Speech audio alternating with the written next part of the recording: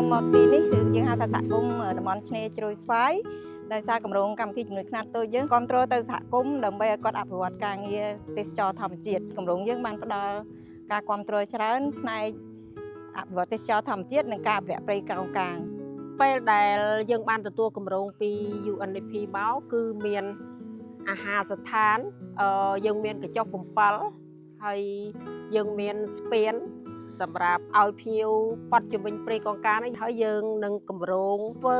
ឆ្លងព្រៃនឹង19ម៉ែត្របន្ថែមទៀតហើយយើងមានប្រអប់សិប្បនិមិត្តនឹងយើងមាន45ប្រអប់សម្រាប់ជាជំរកត្រីពងកូនសម្រាប់ឲ្យធនធានធម្មជាតិជលផលមានការកើនឡើងដល់ពេលមាន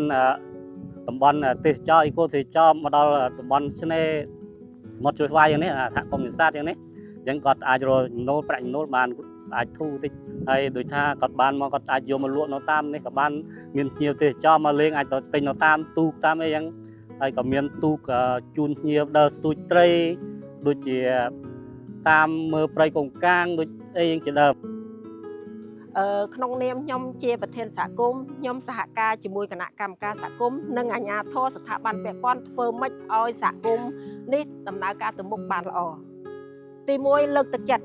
ឲ្យសហគមន៍ចូលរួមចំណែកក្នុងការការពារនិងអភិរក្សធនធានជលផលឲ្យមាននិរន្តរភាពទី2បដិញ្ញាថាយើងផ្ដល់ឱកាសឲ្យសមាជិកចូលរួមក្នុងសហគមន៍ឲ្យបានច្រើនជាពិសេសយុវជននិងស្ត្រី